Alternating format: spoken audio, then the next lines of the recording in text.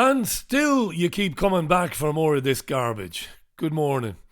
I've decamped to the living room. I've left the studio, for today anyway, as indoors, the oft-mentioned indoors, isn't working from home today, meaning that there isn't anybody to look after the younger dog in the family. So I'm in the living room. The dog is over there, and I can keep an eye on her. I can't leave her in the studio because there are wires everywhere, you see. And wires to a puppy is like pisshead. It's like curry to a pisshead even. You had one gag, Alan. One gag. And you fucked it up. Yes, wires to a puppy is like curry to a pisshead. So we're not in the studio. We're in the front room. Does that mean anything to our American viewers? These lovely English and Irish things that we say. These isms.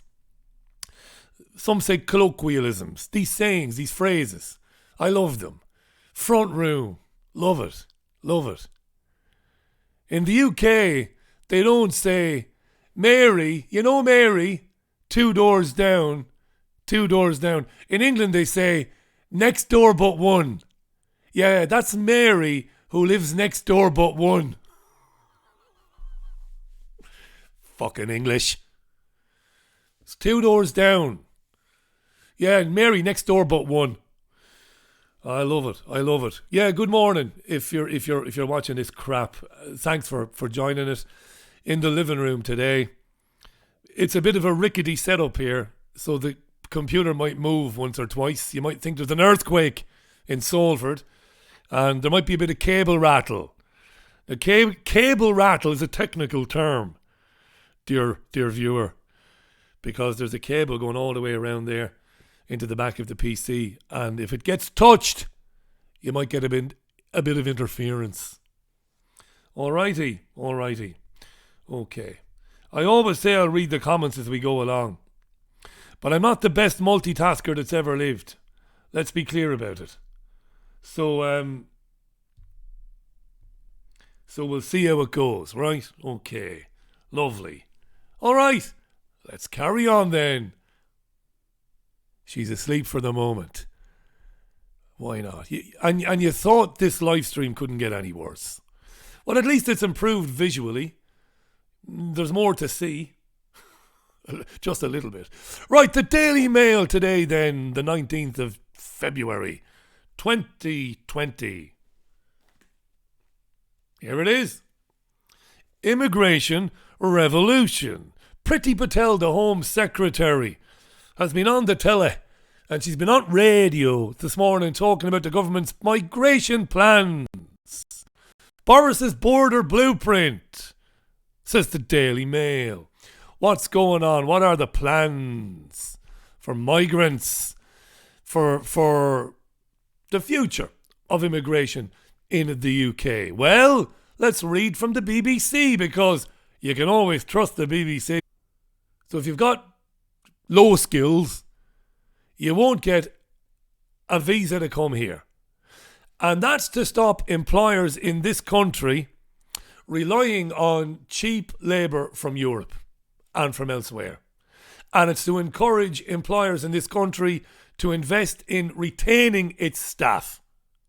But bizarrely, according to the government today, it's also to encourage firms here to develop automation technology.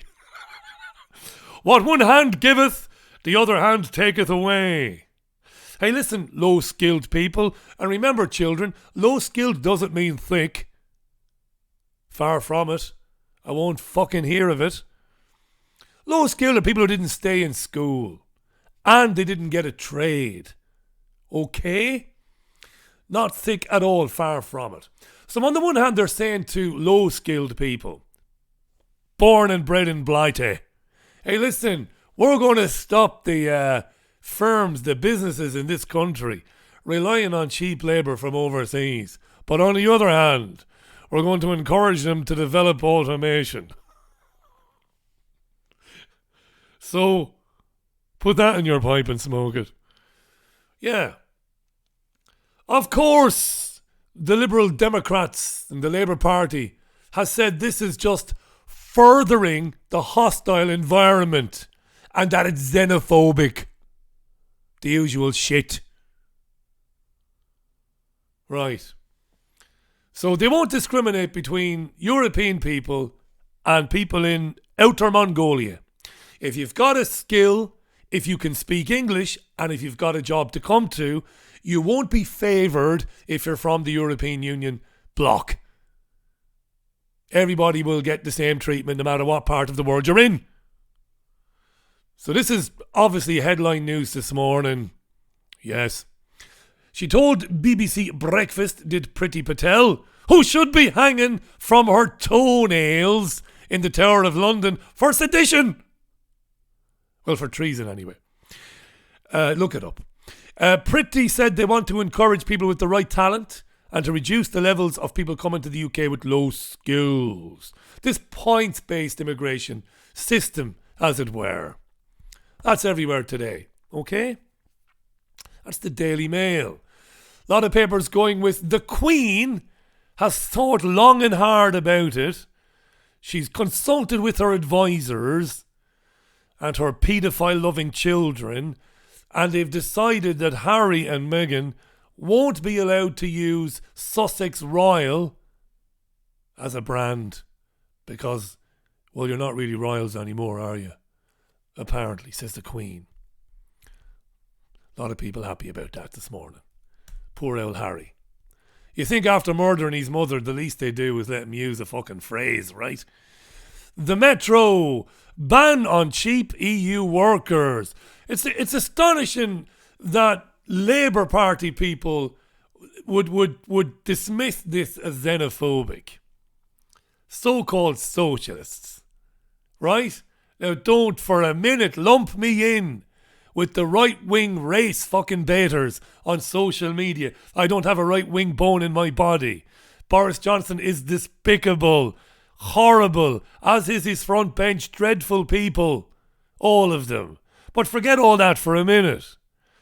Socialists should, in theory, support the fact that it might be a bit more difficult for some bloke living in Portugal or some bloke living in Spain or in France or in Croatia or in wherever who's not got a lot in terms of what we would call skills, right? He's not a doctor, he's not a nurse, he's not an engineer, he's not whatever. He's basically a manual labourer. Socialists should be fucking rejoicing. They should be saying, well, yes, it's hard enough for people of UK origin to get a low-skill job without having to compete with folks who just rock on up to the UK from elsewhere in Europe or in the world. But no, the progressives, you see, the cultural Marxists, say it's xenophobic. Yes, that's the Metro. Good morning, by the way. It's all good here so far. The dogs are asleep. I wish I could pick up the camera and show you what's going on, but I can't because it's very delicately positioned here. The laptop is on top of a bunch of books so that you can see my big, baldy, ignorant head. And wires everywhere, so I can't do that. The Guardian.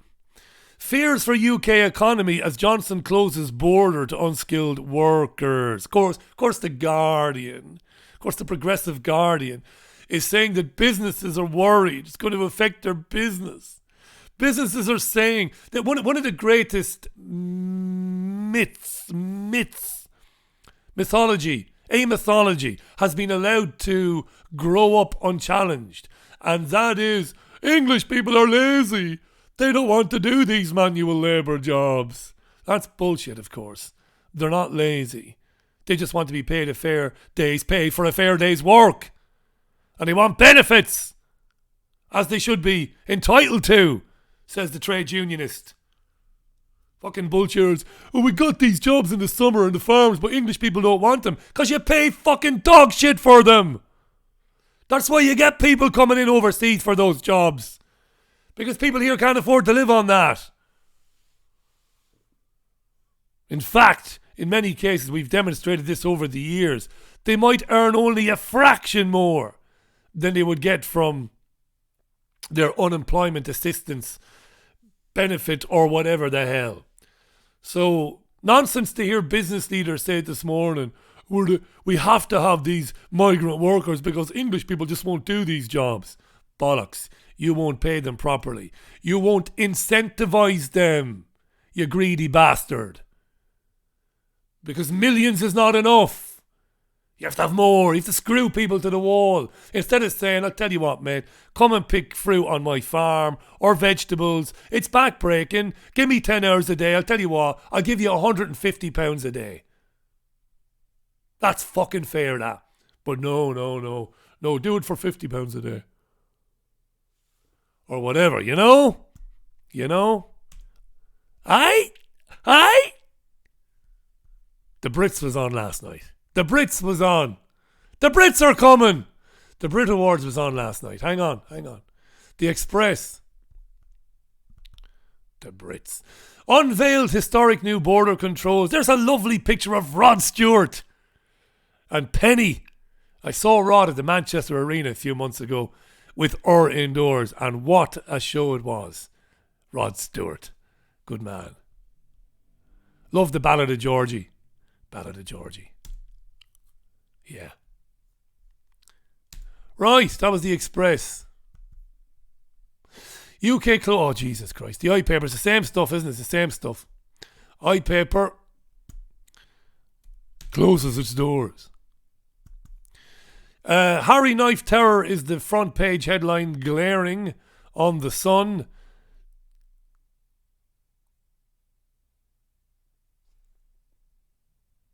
One Direction, right? That's the band, is it? The band. I know. I'll cut my own fingers off later on. I hear you. Was apparently held at knife point, and he was shaking, and he handed over his cash. That's the way to deal with it. Hand over your cash. Somebody's got a knife. Unless you're some fucking Jackie Brown, Jackie Chan, Bruce Lee, Chuck Norris. Hand the cash over. You can replace cash eventually. Can't replace you, as the old saying goes. Here's the Mirror. Get out the weather disaster post storm Kira, storm Dennis in parts of the country. People are being told, get out of your house, abandon it in order to help protect the emergency servicemen and women. Don't stay and fight for your home. You're putting the emergency services at risk. Yeah. Lovely. Talked a little bit about that yesterday. Telegraph, Lib Dems to throw out steel over Cyril Smith sex abuse. It's the front page. We'll come back to that because it's in the Daily Mail today. The same story. A number of newspapers going with the former leader of the Liberal Democrats and his alleged failure to deal with an admission made to him by the paedophile Cyril Smith that yes, indeed, he was a paedophile. We'll come back to that briefly. Another nice picture of the faces. Rod Stewart there. Okay, right. The Telegraph. The Financial Times, nothing in it. Jaguar Land Rover faces closures as coronavirus limits parts supply. There's even been stories this morning that executives are smuggling out parts in suitcases from China. Amazingly. Coronavirus. You see, I believe that coronavirus is nothing more than a drill. It's a practice drill. It's a conditioning. It's a psychological attack on, even if it's a mild one, on the peoples of the world. It's a conditioning drill or program. Let's get people used to being dragged out of their homes, being stuck in a hotel, being stuck on a cruise ship, being sent to quarantine against their will because they might be carrying a virus that Doesn't really kill anybody, really. You know, a couple of thousand Chinese out of 4.5 fucking gazillion. What is it, a billion? And there's no proof this virus is deadly. John Rappaport's done some amazing journalism on what might be really going on there. Incinerators, air pollution off the scale that we can't even imagine. Respiratory problems brought on by said air pollution. There's a million things wrong with this. But what comes out of it is, let's get people used to very, very, very hard responses in terms of can't go here, can't go there, can't speak to this person, can't leave the house, must be quarantined. That's what I think. Okay, it's just an opinion. That's the Financial Times. What about the Times itself? Fears over jihadist attacks in jail. Here it is. Okay. Let me just... where I monitor the comments is on a little phone. And it freezes sometimes. It's frozen on me there. And I do worry when that happens because I wonder that I've stopped streaming, but I think I'm still going ahead. Okay. A convicted killer with no history of extremism launched a copycat jihadist attack on jail staff last week, according to the Times, or the Times has learned. The violent prisoner faked a suicide attempt to lure officers into his cell in the segregation unit at Winchester Jail before attacking them with an improvised weapon strapped to his arm. He wasn't in prison for terrorist offences, interestingly. The inmate told officers immediately after the incident that he was in fact attempting a jihadist attack. People being radicalised in jail. Yeah, we've talked about that before, and we've got quite a bit to get through, so we'll leave that there. That's in the Times. Alrighty. We've got 2 more to do, have we? Or 1 more to do. What have we got to do? The Daily Star. Yeah, because we've done the Mirror. Daily Star, beer goggles really do work. There's proof. And the Star is taking great delight in informing its uglier readers. Don't despair if you're ugly. Beer goggles do work. Just one drink can turn you into God's gift in the eyes of the drinker. Absolutely brilliant news for any ugly readers. You know who you are, Dave. Beer goggles really do work. This is some scientific experiment inside the Star. If you want to read this, they quote a scientist who says, yes, after a drink, we find people attractive that are in fact not really attractive at all. There you are. Okay. Shall we leave that one alone, shall we? Excuse me now. Excuse me.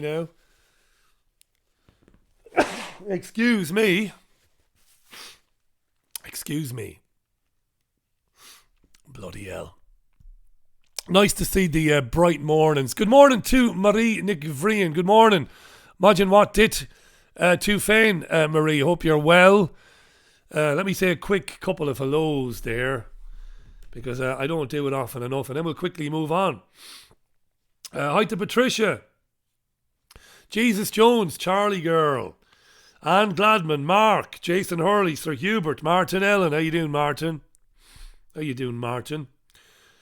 I mentioned Anne, didn't I? To Mark Best.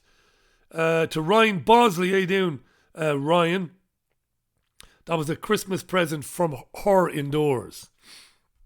Hi to Kim. To Lawrence King. How you doing, Lawrence? Nice to hear from you. To Jennifer Garcia in Florida. How you doing, Jennifer? And to John Rorty. Hi, John. David Lang is in Chicago, in the Windy City. How you doing, Charlotte Binns? Susan Dunn. Good morning, Susan. I'll just do a few more here. Celtic Wolf Witch is in soggy Swansea. Yeah. Good stuff. Paddy Dunn. I might say names twice me. I've got the memory of a goldfish. Lovely. Okay. Peace Dreamerable. Jake Crane, Mary Neven, who's in Leash. How you doing, Mary Neven?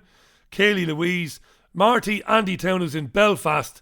John is a first timer from Sheffield. How you doing, John? First time watching this crap.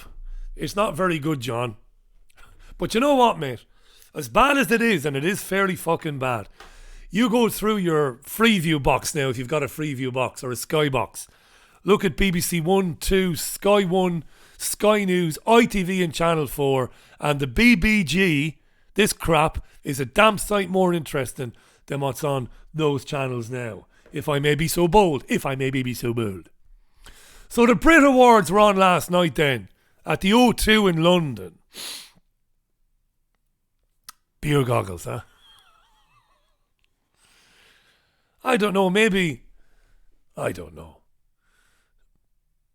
Were you the type that went out on the piss and scored, pissed up, and then woke up the following morning next to a strange woman or a strange man?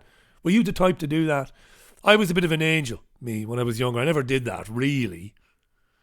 Not really. No, I didn't. I never did. I never went home and slept with somebody that I just met on the night. That's the truth.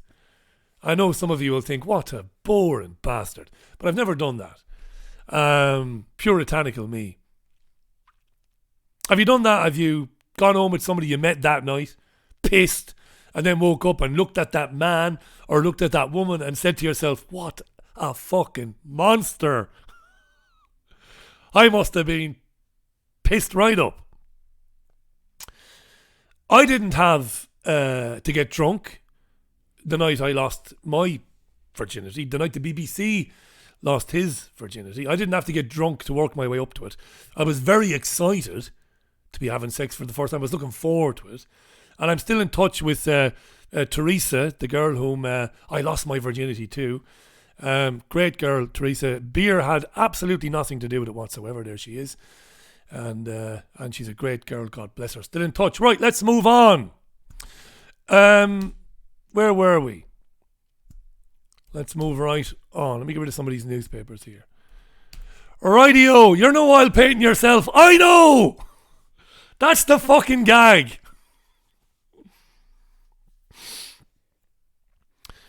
Right, yeah, the Brits. I was talking about the Brits. The dogs are still quiet, that's good.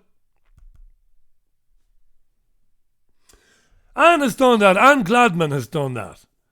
Has gone home with somebody she met on the night and woke up with them going, what the fuck? You naughty little minx, Anne. No, I've never done that myself. Right, okay, the Brits were on and Bono is beginning to look more and more and more palatable these days, isn't he? In the era of wokeness. It's like, come back, Bono, all is forgiven. With Bono, you got a bit of misomania, you know, with Bono. Let's save all the starving children in Africa. Let's sing a few songs. And, you know, I'll be involved in it. It can't happen without me and my mate Bob. And it was all very sickening and patronising and completely unrealistic in terms of the problems that the continent of Africa, if you want to take it as a whole, we're dealing with. And Bono was terribly annoying. And having been to see U2 dozens of times in the 90s, which I did, late 80s, 90s, even I worshipped them at the time, was fed up with Bono. But I mean, Bono these days, you know, it's like watching films these days compared to films years ago. We used to think films were violent back in the day. They weren't really compared to today. We used to think Bono was an annoying arsehole back in the day, and he was. But he pales by comparison, pales into insignificance when compared to today's virtue signalling arseholes. And the Brit Awards last night was full of it. Full of it. Wasn't it? What did I do? I had this story lined up for you. And I've lost the story now. Or have I? No, I haven't lost the story. Here's The Guardian. Dave. Dave is a rap artist, apparently. Like I said a million times, you know you're getting old when you just don't have a clue who's who in the world of pop and entertainment. I have no idea who this guy is. That's more a reflection on me than it is on him, because I don't pay any attention to Radio 1. I don't read the music magazines. I don't watch MTV anymore. So I don't know who he is. But during his performance last night, I think this guy won Best Album at the Brit Awards, which is the UK version of the Grammys. He took aim at Boris Johnson, calling him a racist, and referenced the treatment of Meghan Markle as well.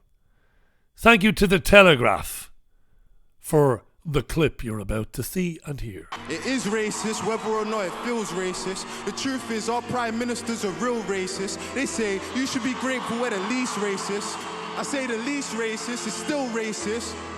And if somebody hasn't said it, equality's a right, it doesn't deserve credit. Now, if you don't want to get it, then you're never going to get how the news treats Kate versus how they treated Meghan. Rest in peace, Jack Merritt, you're my brother in arms. There's tears in our eyes and love in our hearts. We never had the same background, culture, colour or past, but you devoted your life to giving others a chance. And for that, I'm so taken aback, because he gave us all a voice. I have to say it for Jack.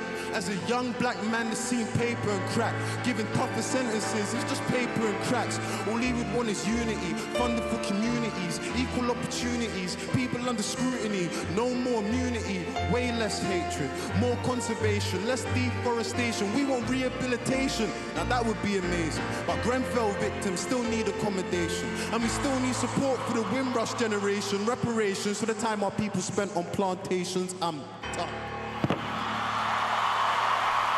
All right, then, you get the picture, yeah? So, we're all racist, apparently, according to Dave. There was plenty of it last night at the Brits.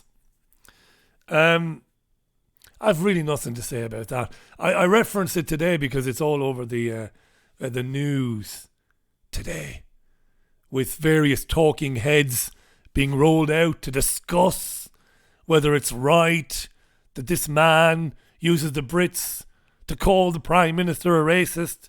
If you believe in free speech, children, you can't complain about it. You might not agree with him. You might be sick to fucking death of guys like Dave telling you you're racist, but he's entitled to his opinion. Strangely absent from the Brits last night. Dave won Best Album, I think. Not Best Rap Album, Best Album. And I wasn't very impressed by his "you're racist" rap, because he didn't put a lot of thought into it. Every line ended with the word racist. It's easy to rhyme if every line ends with the same fucking word, right? I've seen better this week from total amateurs, and I've got an example for you, children. Came across this yesterday on Twitter. This is absolutely gold. You want rap? I'll give you rap. Sometimes I need a haircut. It's really that simple. But simplicity seems to jump out the window when I head out the door into our society, which has a limited capacity for people who don't fit the norm. And we're normally offered female or male. Mark the box of a tick. Please make yourself fit. But I'm more that other, if that's even an option. Like I'm some thing on the outside, existing beside the world as it rolls by, all pink and blue. In this society entirely divisible by two into woman and man. But I relate most to that ampersand. And I need a haircut. So option one is the salon.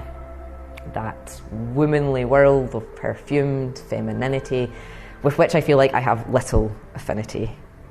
Or option two is the barbers, which isn't much better since this voice and these swells in my chest make me feel like an infiltrator. But barbers or salon when I get to the chair.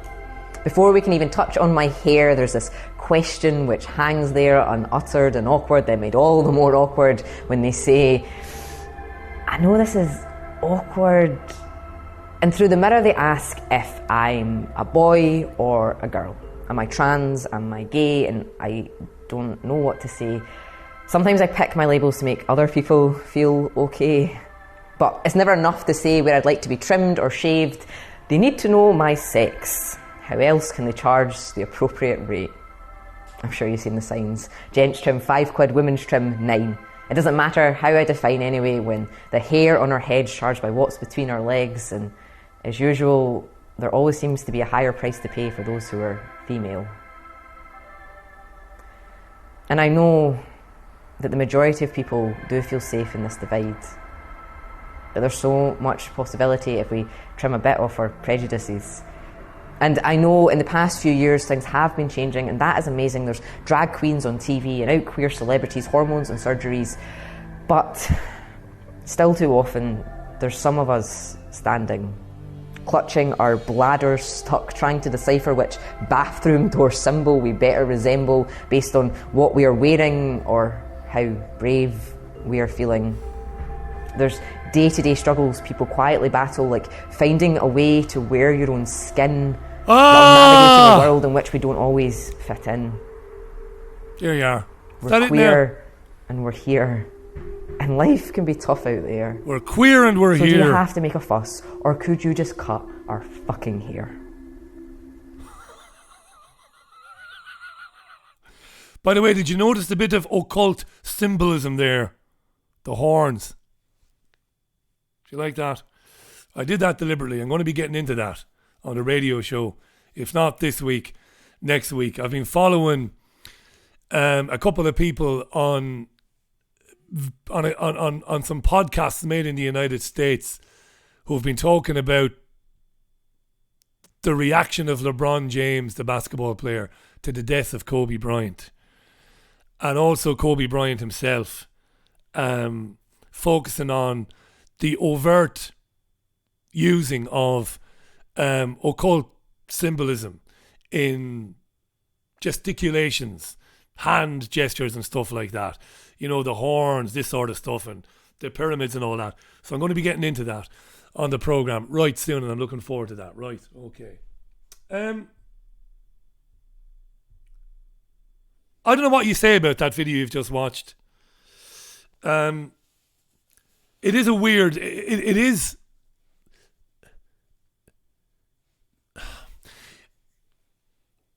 I'm not going to get into it, really.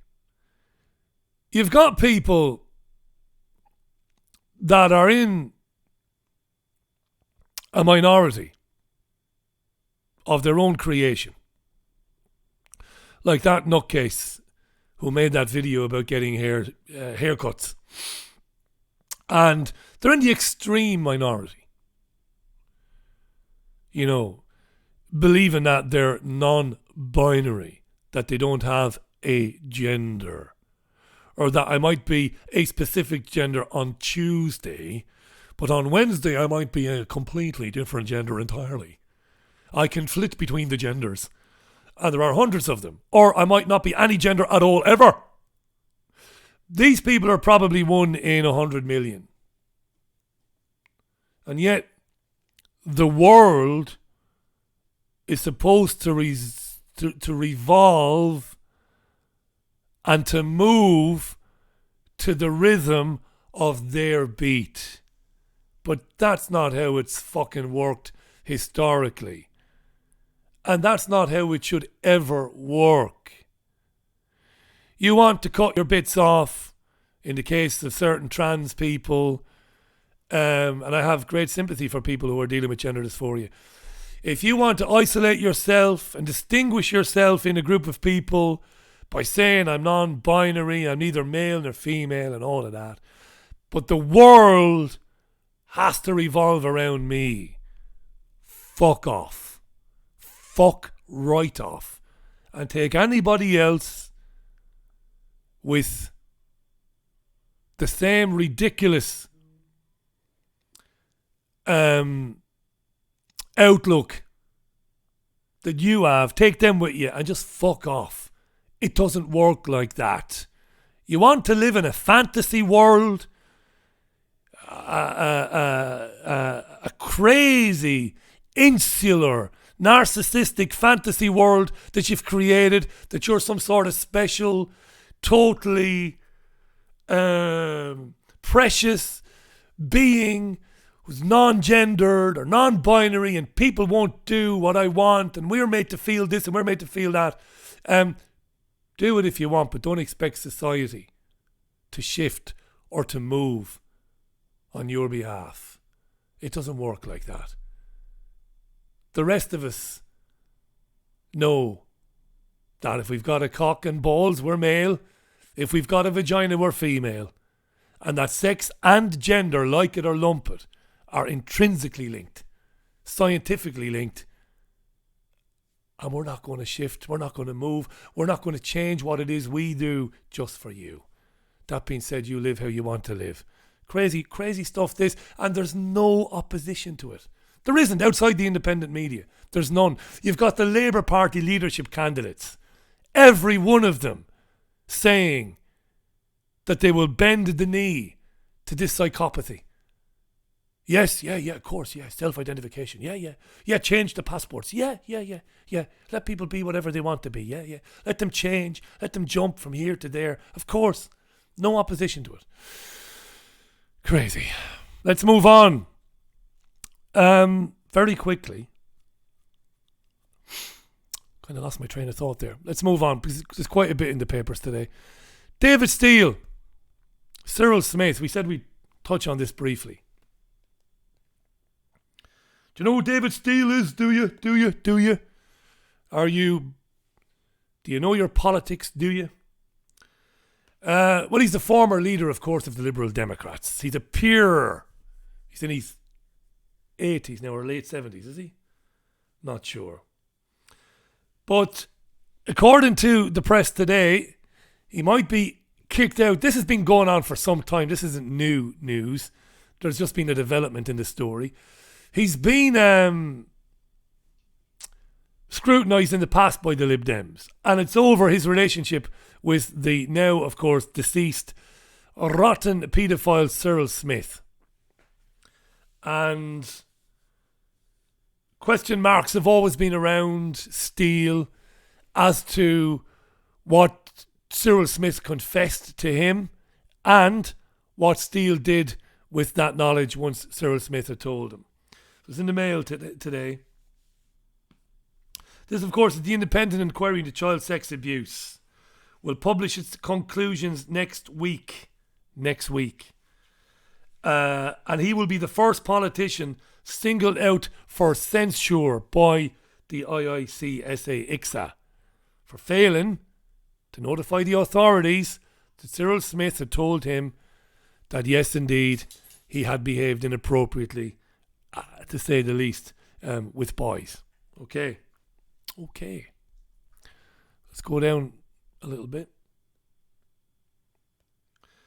You'd like to think if it was possible, and I've, of course, campaigned for many years against capital punishment, and you've got to stand by your beliefs. You've got to have the courage of your conviction. I don't believe in capital punishment. But I'm challenged, though, sometimes. I look at Cyril Smith, disgusting looking fucking bastard. Look at him. Look at the fucking state of that. And the things that he did to children. And if it were possible, maybe I could be convinced to exhume the fucker's remains, to get some DNA, to clone him, raise him, and then torture him to fucking death for the things he did to children. And got away with.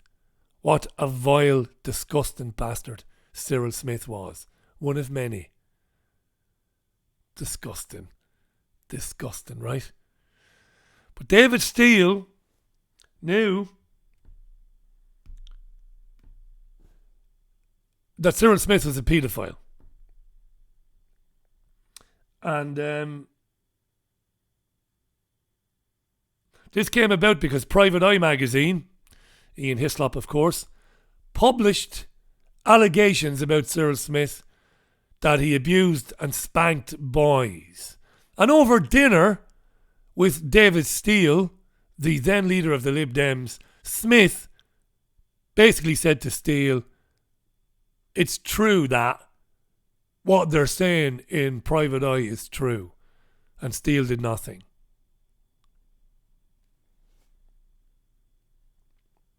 How could you do nothing? I'm not going to libel myself. You can't libel myself. I'm not going to libel David Steele because I'm not stupid. A libel case would ruin this radio program. This isn't the radio program, the radio program. But there are a couple of reasons. You don't have to be Alfred Einstein. You don't have to be Albert Einstein to figure out why Cyril Smith would first of all tell David Steele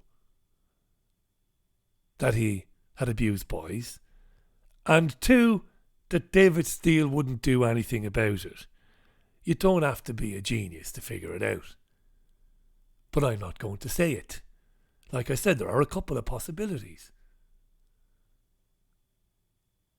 There's also the possibility that Steele was just a bit stupid and a bit slow. Maybe. But there are other possibilities too. Because if I'm working with somebody, or if you're working with somebody, and they say, hey Rich, those things they're saying about me, interfering with young boys, they're true even as it happens. Well, you're going to the police, right? Because you can't have that fucker running around in society where other children might fall victim to him. Steele's friends are saying this is much ado about nothing. They're talking about double jeopardy. They are saying that the Liberal Democrats has previously investigated Steele and has previously exonerated him. Therefore, they can't initiate the same expulsion proceedings again or the same investigation again and all the rest of it. Jesus Christ. Cyril Smith, eh? Disgusting. Disgusting. What else have I got to you? Not much more now, to be honest. Because it's nearly 10:15 and I've got plenty of things to be doing to prepare for the radio show. So I'm going to go and do those things right now. Thanks as always for watching this crap. I really appreciate it. Somebody has come to say hello. Come up here and we'll say a quick hello. Come up here. Come up here. Oh, be Jesus. There she is. Oh, there she is. I have to hold her up a bit so you can see her there. She's getting big now, aren't you? Getting big? She's getting big. Is young Leia here, the golden retriever. Good girl. So she's just woken up. Perfect timing. We'll go for a little wee now. And we'll get on with the rest of the day. So I'll see you at 5 o'clock then on the radio show. Michael Rivero will join me. And I've asked John Kitson back. John was on with me just before Christmas. But I've asked him back for a reason. Well, I'd be asking him back in the future anyway. But a number of you have been asking me, with the news this week that Samsung have released new high-tech phones. There is another iPhone imminent. Huawei have got new phones out. And all of them are 5G phones. A number of you have been saying to me, what's the story, Richie? Is this fucking thing on? Is it switched on everywhere? Are the signals flying through the sky? Where are the transmitters? Nobody seems to know. I've asked John Kitson to contemplate that and to come on the programme and tell me about it a bit later on. As usual, I'll have a news roundup for you. Stop eating things. Look at this, look. Thank you. As usual, I'll have a news roundup as well. And I'll tell you more about forthcoming programmes about occult symbolism. Like this. Right? Like this. Hayden Hewitt finds this very funny as an Iron Maiden fan. Check out Trigger Warning on YouTube if you haven't before, triggerwarning.tv. They'll be on the show soon as well, the lads, to give us an update. You know, their office was broken into a few weeks ago and they had a lot of equipment stolen. Their fundraiser has been successful, which is a wonderful thing, and they want to come on the programme to thank one or two people, which they don't need to do, but they're good lads. And we can also talk about other things which are more relevant and pertinent to the subjects discussed on the Richie Allen radio show. But yeah, I'm looking forward to the rest of the week, and coming real soon, let me give a plug actually. David Sedgwick is an academic, very bright man. Very bright man. University lecturer and a well-known theatre critic. And he's just published his latest book on the BBC. It's called The Fake News Factory. It's brilliant. I've been reading it. It's absolutely brilliant. And I'm going to be having David on to talk about that right soon as well.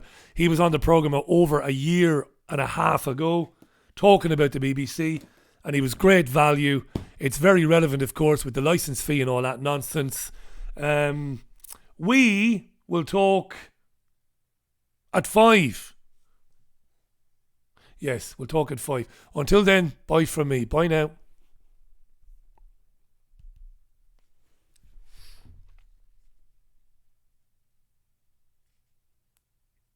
Of course, with the licence fee and all that nonsense. We will talk at 5.